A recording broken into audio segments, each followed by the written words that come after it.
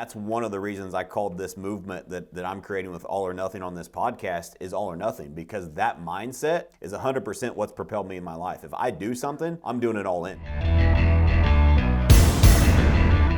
All right, guys, welcome to All or Nothing in Real Estate, Episode 5 with $1 billion team lead agent Adam Bailey. Adam Bailey has been a part of closing over 6,000 homes in his career. High performance real estate team and business coach, a marketing strategist, and an investor. Adam Bailey Companies have been recognized by RealTrends and the WallStreet Journal as the #1 real estate team in Kansas and the #9 real estate team in the nation. Adam was also honored by Inc. magazine as one of the Inc. 5,000 fastest growing companies and the Business Journal's best places to work, with many other achievements. His brand has been on numerous radio stations, TV, podcast, and is recognized as one of the leaders in the real estate industry. Adam Bailey currently has a modern team network of about 2,200 agents in 5 different countries, and in the last 12 months, he has been paid on about 8,000 closings by leveraging a cloud office and modern tools. Welcome, Adam. Boom. What's up, man? That's a lot. That's a lot of accolades. You deserve it. So hopefully we got some knowledge we can share with the people today and just give back. I know you and I, our values align, and that's the movement behind this. That's the vision, is to give back. So let's start, Adam, if you don't mind, unpack just a little bit of your story, kind of where you come from and a little bit of your accolades we just went over. Right. I started an insurance company with Aflac, I think when I was like 22 or 23. Struggled my first year, dropped out of college, to get that off the ground. I think I made $11,000 my first year. Just kind of stuck with it. I was real pig-headed. I was like, I'm going to figure this out. Built that up over 5 years. We all know what happened in 08, 09, market crashed. I was covering Missouri, Kansas, Oklahoma, selling direct or payroll deducted policies. And we knew, employers were laying off and not rehiring. So I was making less money, traveling more. I was just like, I don't want to be doing this in 5 years. Similar to how EXP stock is structured, Aflac had that same equity program. So I was being awarded shares of stock for writing policies and, in many different forms by just doing my job. So I was vested with them. I cashed out all my stock. I took a year off. Was really looking for opportunities, just, didn't really want to go get a job. I think I was like 27 at that time. I had this guy by the name of Mike Gerbic that kept calling me. He was on the radio at the time. And I went and talked to him a few times, just couldn't get my head wrapped around the team model. And, I was still full of ego. So I was like, if I'm going to get my real estate license, why wouldn't I just do it on my own, keep more of my own commission? And just, how everyone, full of ego starts out in real estate. Right. Yeah. But I had call center experience because I worked at MCI that sold local and long distances to businesses and residential in high school. Right. And that's kind of how I built my insurance business. And so I said, I'll come in, I'll shadow you for like 6 months. I was working on Mellors. I was kind of poking around his business. He really wasn't paying me anything at that time. I think we were calling expired and FSBOs, and I was doing some data mining. And so I started making about $300 a week with him or whatever to get going. And then, he came in, shut the door and was like, what's it going to take for you to go get your license and to commit to this? And so I said, all right, I'll give this a shot. He took me down to my first event or mastermind about six months later, just got my license. IDX feeds were just coming out. He was big with listing leads and on the radio. And I was like, we can kill it with internet leads. So we started generating thousands of internet leads back in, 2010. Started hiring our first inside sales agent and started to scale up a client care resource center in 2011. And also I started selling houses, only closed like 24 houses my first year. It was a huge lesson because I was like, I'm going to kill it. I'm going to sell a bunch of houses and it's going to be great. My second year, the call center continuously grew. I ended up within a couple of years becoming a top performing agent, also on the team. And I think in 2012 to 2013, we really dialed in the call center after a couple of years trying to figure it out. We lost almost $100,000. We almost shut that thing down. And that's when we figured out cash conversion cycles and nurturing, because all the information out there today from people's past experiences just wasn't available. So we really was a pioneer with spearheading that. And it just really took off. We went from like 350, 388 closings that previous year to around 688. And I told Gerbic we were going to close 700 homes that year. And he told the group, he told me to tell the group around 500, so we only missed our goal by 12 units. At that time, I was going to really branch out and do my own thing. However, I spent a little bit of time with Gerbic. I didn't feel like I was done learning under his leadership. So we came together and got a mutual agreement done with some ownership. And then he had turned the brokerage over for me to run the operation and Select Homes. At that time, I had a lot of people that was hearing me speak or doing podcasts or trying to figure out who this kid was. I went on the internet, said we're going to close 1,000 houses next year. Little did I know, similar to what you went through, Matt, is it just wasn't about sales and conversion. We had to actually build the full car to be able to keep up with the speed.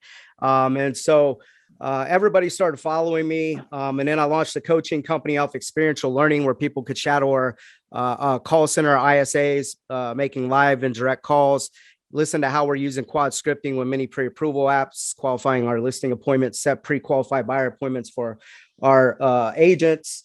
At that time, it did really well. Started open expansion offices and all that fun stuff. Until about 2007, we were ranked 9th to 12th in the nation, kind of bouncing around those spots for 5 years. And I felt like we needed some additional tools and technology and solutions to continuously scale from the coaching company, had more people wanting to get in business with us than we could execute financially on and labor wise. And so I was looking for solutions and, I looked at EXP, but the way it was articulated to me, I just couldn't get my mind around it. And I was like, there's no way in hell I would ever be with this company. Right. We were independents and highly profitable. And I'd already worked my way out of the field at that time. That goes back to the ego you talked about, man, earlier.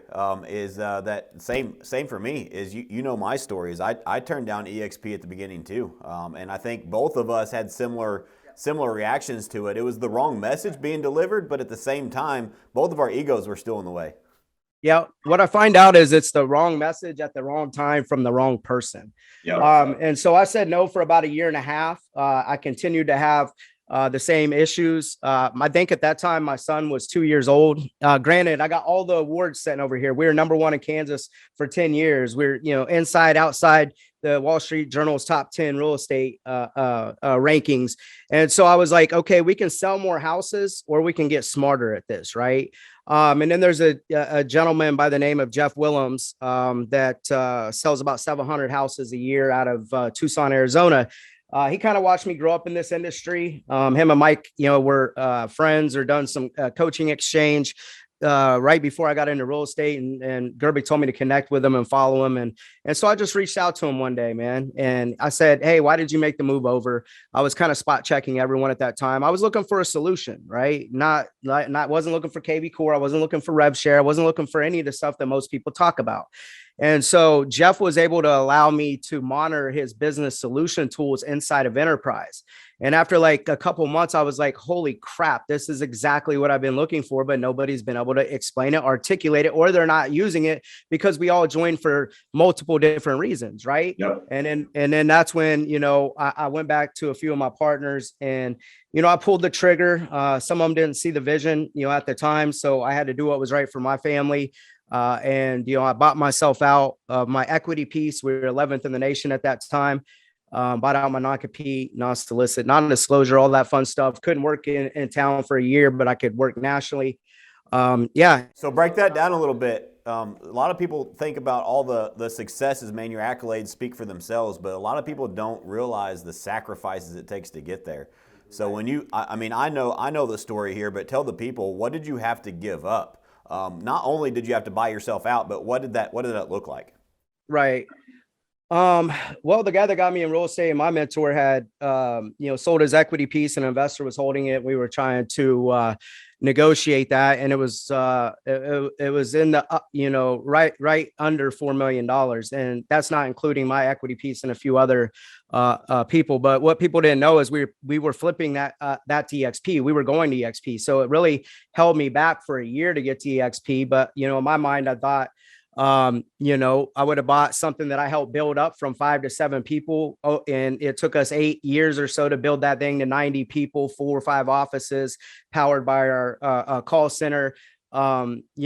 But it just sucked a lot of my time. And, I've needed, some tools and tech, and I seen it and I believed in it. And I know we hear this a lot, but I really, at that time, EXP only had around 3 or 4 thousand people when I made the decision. And I really felt like Netflix was coming and we were still a blockbuster, even though we were setting top of the rankings, had the awards, we were, closing over 140 houses a month or whatever. And so, when my partners didn't see it, sure, I could have stuck where I was at and been happy. But I wasn't happy and I didn't know I was unhappy. If you go back and look at a lot of my old Facebook pictures, I was overweight. I was, drinking a lot. It was causing relationship issues with the amount of hours I was putting in and not being present at home with the newborn. And so, it was a lot to risk, but the reward paid off. So, using my equity in exchange for freedom nationally. And then I was the face, had the relationships and the guy in front of the room. The judge ruled that I had to set out a year. So it cost me around $385,000. It cost me a decade of relationships. And the sad part is I told everybody that I wasn't selling and, we were flipping this equity to us. And then, I knew what was coming, which was EXP, but they didn't. And so that's what I, feel bad about was having, then I couldn't talk to people in town for a year because I had the non-disclosure.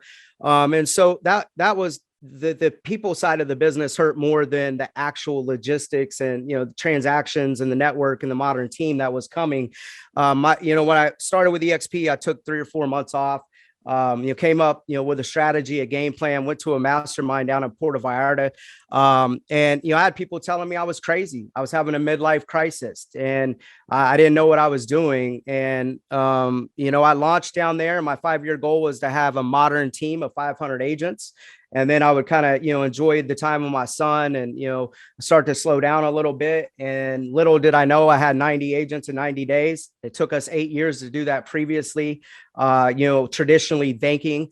At the end of year one, I had around 500 agents, year two, around 1,000 agents. And then, so on and so forth, just hit my, 3 year, 3.5 year mark, going on 4 years and around 2,200 agents, growing by 6 to 7% profitability and agent count right now every single month, And so now the people that called me crazy are asking me how I did it. The people that told me I had a midlife crisis that came to a mastermind, I've never asked them to partner with me or try to close them or recruit them. They moved their number one KW team over from the number one KW office market center in the world. And so I'm blessed, people took a risk with me, just like you did. You walked away from 100 signs and yards, already closing 200 homes with Century 21.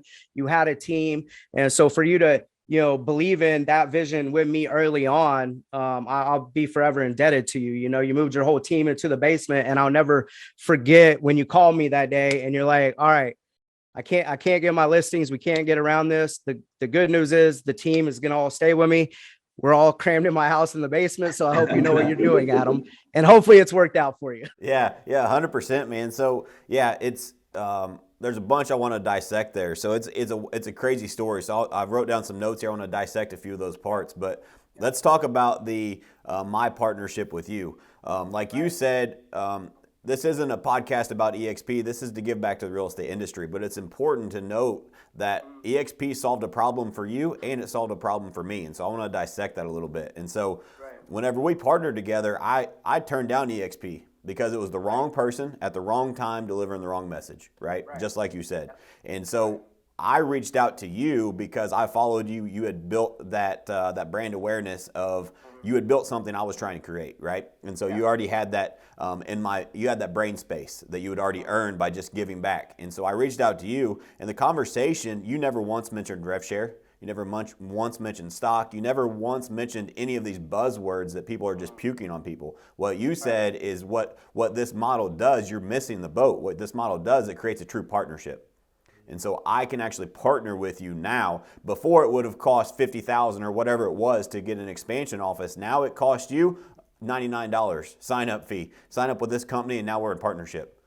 And just having that partnership of, man, just to be honest, going from those 200 closings to absolute zero, and now here we are 4 years later, we're going to close over 1,000 homes in a year. Without your partnership, that's not possible. That's the main thing right there. Okay. So when you had reached out to me, you said, I want the blueprint of how you guys were selling 1,000 houses a year, right? Yep. To be able to fast track with somebody that's been there, done that before, it's cheat codes. It really is. Like when I said when we were at 688 homes and I made the announcement on the internet, we're going to sell 1,000 houses a year. This was back when no one was doing these type of numbers, right? Now, we're seeing this more frequently. Like nobody was doing this type of stuff. We went from 688, to 853 to 953. It took me 3 years to bust 1,000 because we had to build out the buyer side, not, the listing side, but more importantly, the operation side with the staff. And you could have all the systems in the world. You can spend all the money on marketing you want, but if you don't have the people and the actual talent to convert those leads, then you don't have the back end support that's developed to run your systems consistently with good culture and chemistry. You can't scale. And so it is really all about the people, right? And so I had to figure that out the hard way. I watched you figure it out the hard way. And I said, it's going to be okay. Like we've all been through this. And so you didn't come here for rev share. You didn't come here for stock. You came here to sell more houses. Right. Yep. And we did that together. And then all this other value has been a byproduct. I know the stock has done you really well. Yep. And we all grow into wanting to contribute more and build more, but you have to be able to take care of yourself and your business before you can go help other people, really. And that's why I'm proud of you. You took care of your home turf. You've proven the traditional concept, and you're going to take that and scale it in a modern way. So I'm proud of you, man. Yeah, thanks, man. I truly appreciate that, but I want you to know that none of it was possible without you and your partnership and the value you bring. So let's talk about a little bit of that value. Let's break down when you were running the number 9 team in the nation. What were some of the pain points that you kept running into? Yeah. Well, the first pain point that I ran into was the leader can't be managing all of the people. And, Gerbic had really turned everything over to me, and he's like, I'm going to let you make decisions. I will give you some feedback. I'll stand behind your decisions. And I made a lot of bad decisions. And so I had to learn. And, when you got your hands on everything, and I had to even, get you to this point, I always thought no one could do it better than me.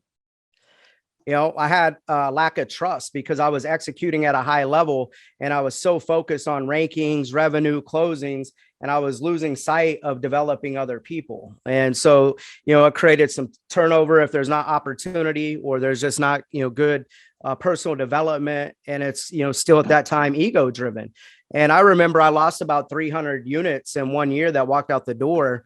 However, I still replaced it, and we grew by 25% that year, but it about killed me. And I remember Gerbic, at one point telling me, hey, if people keep telling you have a tail on your butt, you might want to turn around and look at it. You know what I mean? Yeah. And so I had to do some, self-reflection with leadership and personal growth, because I was just a sales and marketing guy, and I had to understand psychology at a higher level, and start to actively practice psychology, and more leadership. And I'm still working on a lot of that stuff today. And when I look at another thing that was huge, a problem I ran into when I was... Adam, actually, I'm going to jump in here real quick. I hate to cut you off, but that's such an important piece for new agents that are struggling with starting small companies. They've got maybe 3 agents or something like that. They're starting their own group. Can you talk a little bit more about the struggles that you ran into as of communicating to a team, of building the team, and how you overcome those?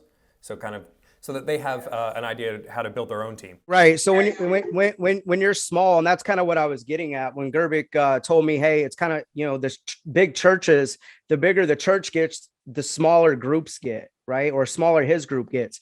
And so, to finish my thought, and then I'll circle back with you, I ended up, not having to have literally 40 people answer to me at the time I made this. I ended up creating teams within the team and developing team leads and coaches. And then also department heads as we built out transactions department, listings department, until we was able to afford an operation person, right? So that group had to get smaller. And so that fundamental value in terms of how you work with them smaller groups are exactly if you have 5. So with my smaller groups, they would only have 5 to 7 people.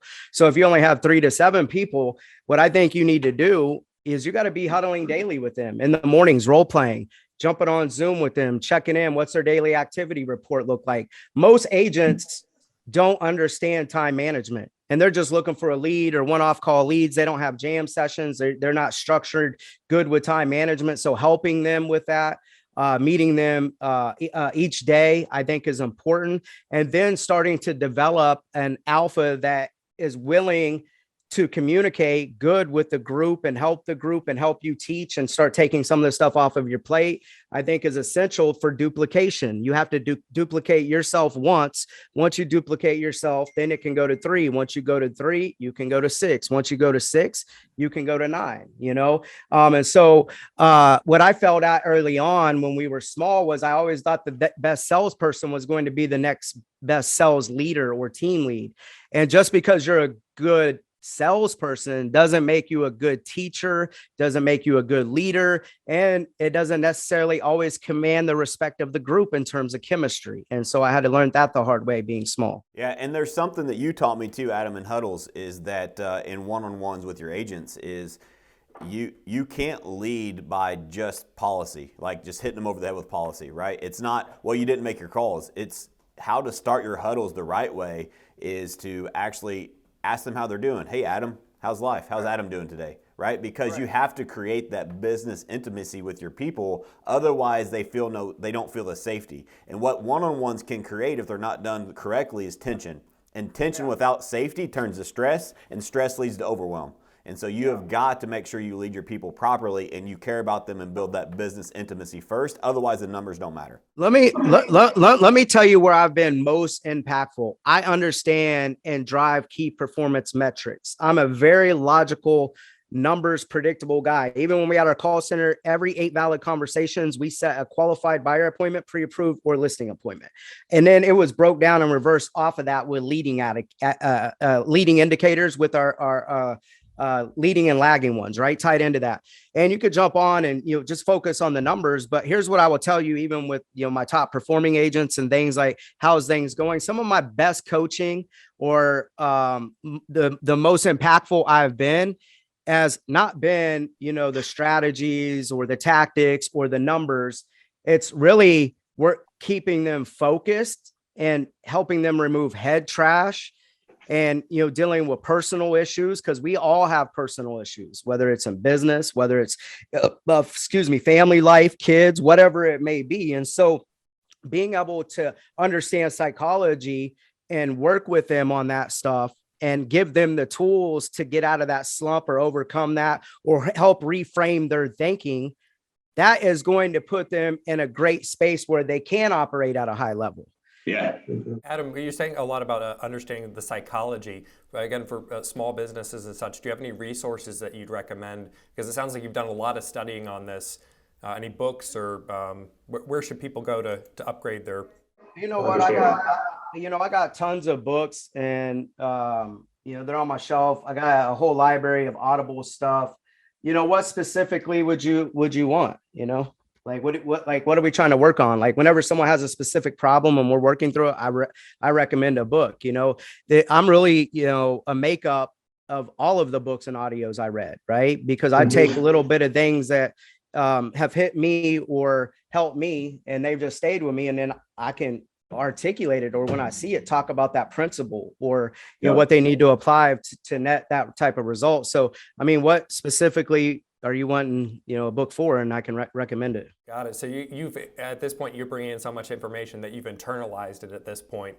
So I think I can help here. So Adam, I think what you're saying is there's not just one book. It's a combination of you feeding your brain and learning these things over the years, pouring back into yourself. And then when a problem comes up, now you can recommend either a principle or that book for them to read based on what they're actually going through at that time.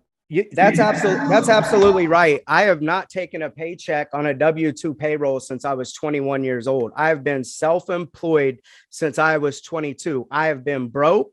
I have been depressed. I have battled anxiety. I have made a lot of money. I've lost things before. I've lost relationships before. I've been through a divorce.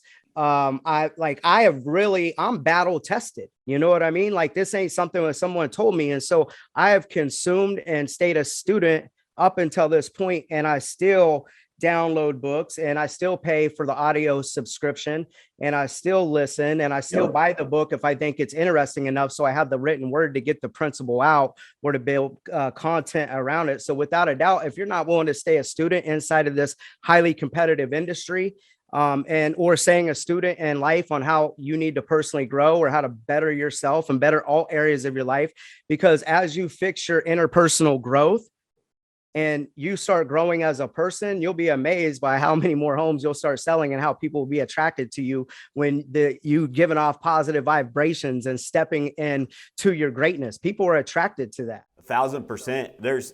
And something I've learned through the years is that when I first started wanting to level up, I started on internal, right? The external will never reflect anything bigger than what you have inside of you. And so the more that you can learn, I'm a lifelong learner. I learn something new every day. I've learned stuff on this podcast. I've got a whole page of notes already. And how many times have you and I have talked? But it's because I'm a lifelong learner, and I realize there's always something I can do better. And what I've realized through the years, going from my basement to number 15 team in the nation, is my team, my business has never outgrown my personal self. And so I have to invest in myself first so I can help other people. It never will. You know, it's funny when I watch agents or even team leaders or people, I want this, or I want to do this, or I want to sell this amount of homes, or I want to net this amount of money. Everything that I had ever wanted, I had to go out and find that knowledge and information. And then I had to develop into that person that was worthy of by obtaining it. Because whatever you have obtained right now, the market share in Missouri, the 2,200 agents I have in 5 countries, if I am lacking, someone else is coming to get my space. And so you have to become that person to obtain it, to achieve it. And then you have to even grow past it. So I was just talking to an agent that I have a personal relationship with. And I told them, look, man, I would like to have 5,000 agents right now. I would like to be growing faster. And I know this is a big year for me where I have to do more to become more to earn that. And I have to learn more. And so I'm going to run more events. I'm right now on a version of the Hard 75, focus, not consuming alcohol or TV. I'm reading more. I'm applying more. I'm creating more content. I'm working on new marketing and making a push to achieve the things that I want, or to develop into that person that I need to become. And, we use a lot of Brent Gove's masterminds and things like that, but we have so much talent and top agent experts where it's time for us to take what we have learned and develop into that next level, right?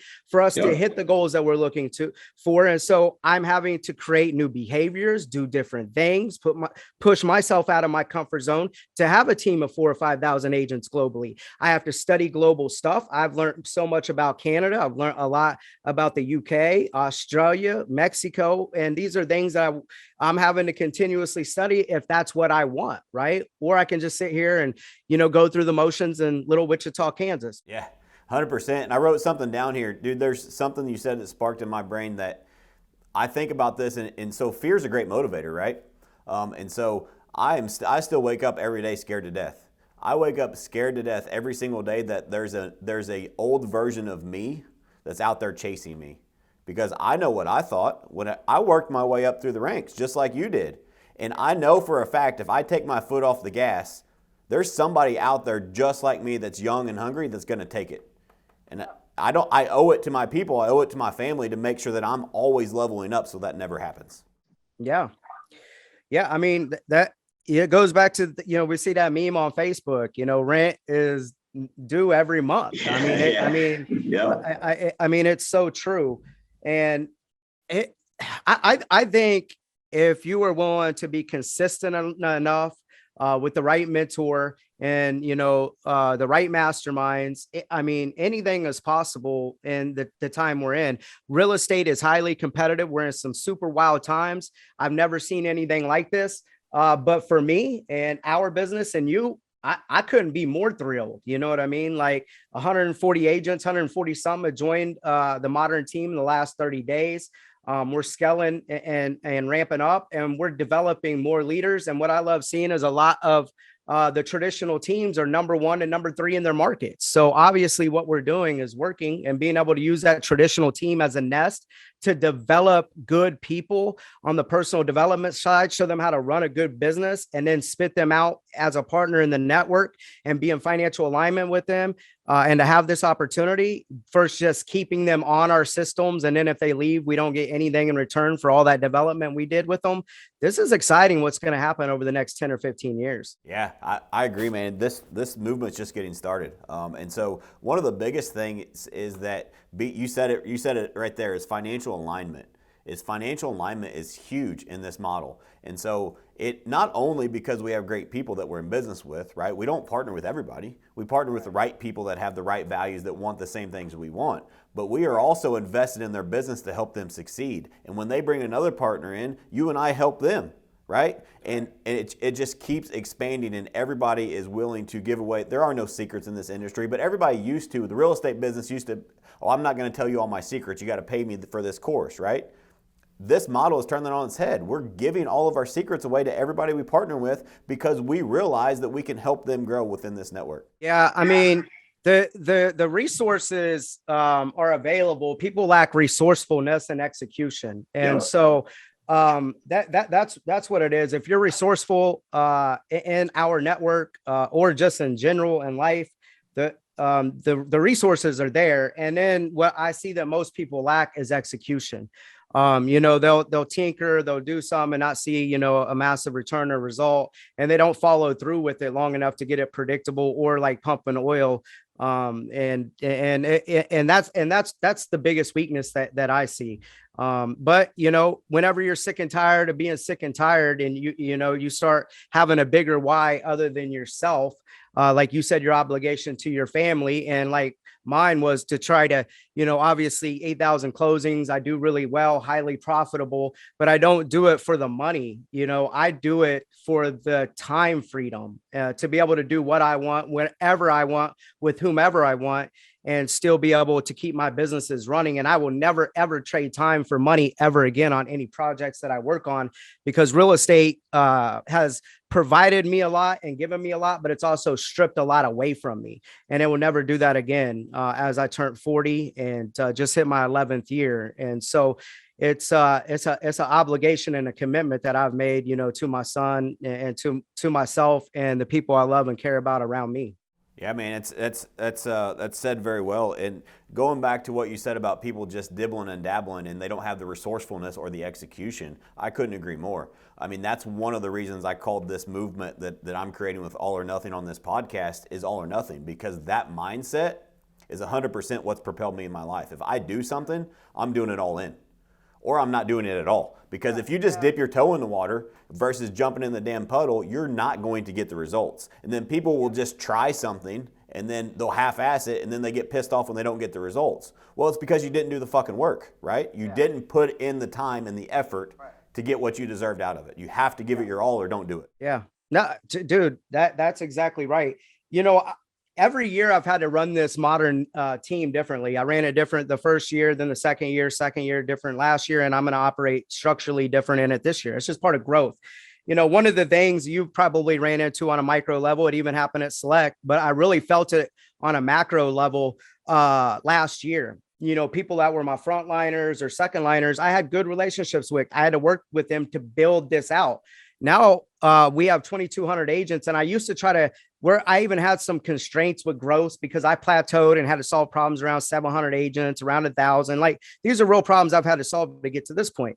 And I tried to work the hierarchy model because that was what I was used to, top down ran, working through people. Now I just cut everyone out on the partnership tiers and work directly with whoever needs a problem resolved, or they need help, or they want to collaborate on a consistent level. And I'd have people reach out to me and be like, hey, you haven't called me, you haven't checked in, or hey, I'm struggling, you haven't done this, you haven't done that. And I learned this from Brian Carruthers because I watch him run a huge organization, and I asked him, how do you do it? He said, I only lean into the people that lean into me.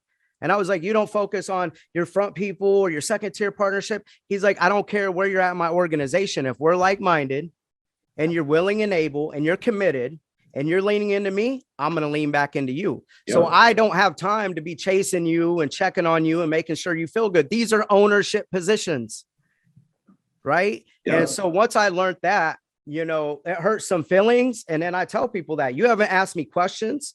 This is about doing the right things in the right financial order. I've asked you to do this. I've asked you to do that. Have you done that yet? No. Well, that's the next piece to your business that you need to lay before we can lay another brick, right? And you ask better questions, you'll get better answers, right? And that's just, and so lean into the people that's leaning into you and be committed to those people and watch your business explode. Yeah, 100%. If you spend your time focused on the wrong people that just have they have a problem for every solution, right? Those type of people, you're not going to get anywhere in business. You need to focus on the people that are actually in the right alignment with you and have the right mindset that execute. And then if I ask you to do something, Adam, and you get it done, I'm willing to help you more, right? But if we have a call every month for the last 3 months, we've talked about the same shit over and over and you've not done anything, I'm going to lose momentum and so are you. It's not helpful, right? And so I'm going to break down a couple other things you said. You said one of the things you need to do is duplicate yourself when you're in business. So breaking this down, whether you're a brand new agent, whether you're starting a team, or whether you have a business like mine, duplicating yourself is something I say to my team all the time. I used to have I give this speech to my receptionist, right? It is your responsibility every day to come in and replace yourself. And they have the mindset, right, of, well, that makes me less valuable. And it's 100% the opposite. If you're able to duplicate and replace yourself, you are more valuable to the company. You are now 10 times more valuable to the company than you were before that. Right. So I make about right around $500 an hour. Okay. So I always have to ask myself when I'm putting my hands on stuff, is this worth $500 an hour? As leaders, if it's not, but we have the intellect to be able to build it, we have to have enough focus and enough C personality to put the systems together, be patient enough to develop someone to turn that over to. What I see is the leaders end up just managing it themselves. No one could do it as good as me, or I don't want to teach them because I'll learn it and become my competition. That's all a limiting belief in your head and the way that you're looking at it. And what I was referencing earlier with duplication and being able to turn stuff over. And I told you this a handful of times on the listing side of your business, when I was telling you to turn your listing appointments over, if they can do it 80 to 85% as well as you can, and you can go focus on something else that pays a higher return and builds a new system or a new pillar or a new income into your stream, then live with it and go do that. Right. Yeah. And so you have to be able to find someone that has enough care. They're passionate. They're not going to be as passionate as you. They're not going to care as much as you. They're not going to execute as well as you. They're not going to have the skill set as you, or they would be you, or you would work for them. And find that 80%, 85% person, turn it over to them, develop them. Give them some freedom to also have a vision with it and guidance and some type of creative control, and listen to their feedback and thoughts as they're running it. Because what also could happen is a year or two could go by and things change. And you're like, no, this is it. Or I know, but you're not in those trenches. You're not on those calls. You're not in those emails. You're not on the phone maybe with those people. And so taking the feedback and letting them make adjustments and letting them contribute more value is also critical to them continuously growing, and then also them feeling like you really believe in them and have their back is very important to the personal development side of it. 100%. You have to empower that person. So I believe that 80% of whatever that position is better than 100%, because now they have that 20% of freedom and empowerment to make it their own. Right. And now they can grow and develop as the position needs to, like you just said. And so a lot of people think that, like you said, and I was one of them, right, is that, well, nobody can do it. They're not doing it exactly like me. But that's a good thing, right? They need to do it their own way as long as they follow the core principles that help us get there, right? And now they empower that. I just heard my listing team today saying, hey, can we update the listing presentation here, here, and here? 3 years ago, I was the only one that knew what the listing presentation was and what needed updated. Now they tell me when it needs updated, right? Because it's their baby. And so you can do that through any point of your business. Something else I want to break down. You talked about most agents struggle with time management. What you have helped me do and what I've been able to do is create a predictable business in real estate. I say that, and half the people listening right now are like, yeah, bullshit. That doesn't exist, but it does. And I'm able to do that for my entire team. I'm able to do that from each agent. It's predictable and it's scalable because I'm able to help them focus on, I don't call it time management, it's choice management. We all have the same 24 hours in a day. What do you choose to do with that time? Right? What are you choosing to do that? Choice management, because I always say you have a choice. We have a choice every second, every minute, right? And so I love choice management, man. I love it. When somebody comes and says, well, I just don't have enough time. Wait a minute, we have the same 24 hours in a day. It's just you chose to do something else, right? And so it's all, it's not a priority. That's exactly. It's not a priority. Yep, 100%. All right, Adam, let's give some more nuggets and then let's close here. So what's some advice that you would give to somebody that's maybe running into, I mean, as an example, myself. So at any point in the stage, whether I was a single agent, I was growing the team at different aspects, I always ran into, I felt like I hit my head on the ceiling, right? I was in the hamster wheel. If I didn't produce, I didn't make any money. How do we solve that problem? You develop other people, you recruit your way out of it and develop other people. It's as simple as it is. When I ran the coaching company and I looked at a lot of P&Ls and people, they told me they had teams, they might have the unit and the volume. They just don't have good profit margins. And especially if you back out their production, it's nothing. Yep. And so, they're like, how do we fix this? I'm like, you got the wrong gang with you. And so what you're going to need to do if you got, bad culture or, people aren't accountable and you have to look at yourself first. And then I look at it like an ecosystem and it's like a fish tank. You're going to have to change some of that fish water and add new water and new chemicals, to whether they're habits, whether they're new accountability stuff, whether it's different marketing, different agents or personnel, or creating different systems and then take another shot at it, and so we all hit our head, right? And the quicker you can resolve that constraint, the faster you're going to grow. And so when I'm working with team leaders or whatever, like what specific problem do you have? And for the most part, I've seen and been through everything, not just heard about it. I experienced it. And here's what I would tell you. I may learn the lesson, but I learned it the hard way because I'm hard-headed, I'm stubborn. And so with that experience, I can always suggest, here's what I've done. Granted, it might've been last year. Granted, this is what I faced in 2014 or whatever, or try to point them in the resources because I've damn near coached with everyone in the industry and consumed a lot of content. And I think everyone should, even if you're in a great network team, brokerage, modern team, whatever it may be, you need to stay a student of the game with everyone in the business. And so being able to point people in the right direction, like, for example, I'll give an example with you. You were running one piece of tech and you came to me and I told you the solution. You thought I was trying to sell you. You came back to me with the same problem about 6 months later. I gave you the same solution. Then you said, screw it, I'm going to try it. A year later, you're like, damn, I should have listened to you. That fixed the problem exactly what I needed. And now you have even grown past that and making changes. So that's just one example, really understanding the problem, how the problem is reoccurring, and then, coming up with a game plan to be able to help them work on it or put them in the right direction with the resources. Because everything in real estate with growth is situational. Yeah, 100%. And so I'm fortunate now to be a coach with Cheplack Select Coaching. And what I'm running into with a lot of team leaders that I'm coaching is they're still the number one producer on their team. And they're like, I can't get out of the hamster wheel. And so I turn it back on them. And my question to them is, well, what are you willing to sacrifice to get out of that hamster wheel? Because it doesn't come cheap. You have to sacrifice something for the long game for that to work. Let me tell you what I went through. When I talk about leadership, Mike was the first one to step out of the field, and it was hard for him to give up his sales. And I can't speak about his income at that time. I don't know. I know when he took me out of the field, I was humming. A lot of repeat business. The call center was humming. Deals were coming frequently and easy. It's like crack, right? So the first decision I had to make was, okay, I'm going to stop selling, right? I know how to go out there and sell, close. Selling homes is easy. And I don't mean to be flippant, but it really is. We're just paid to keep deals together and get them through escrow. All right. So what I had to learn when I quit selling to work on the business, not in it, I had to give all of my business out. And as much as it sucked because I was counting the money as it was coming in, damn, that's a $3,000 commission. That's a $2,000 commission. And I'm just handing it out. Because what I had to learn was how to get results through other people and develop them at scale and focus more on people, our product and customer service to the consumer on the back end, marketing, conversion, and expansion. That's what I had to shift to. And here's what I'll tell you. I put more hours in. I was more stressed out because I was outside of my comfort zone. I was having to study more. And oh, by the way, I made less income that year. Yep. But what happened going into that second year was everything compounded and the income 2x'd itself.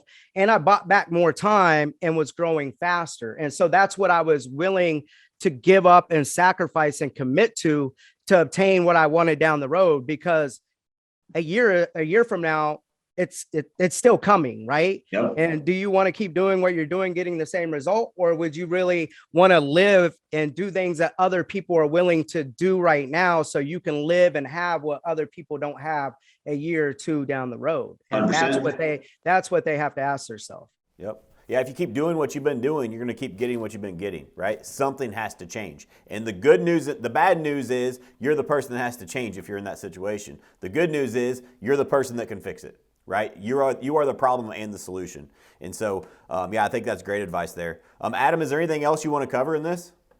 No, I just want to say I appreciate you, man. I appreciate you gambling with me.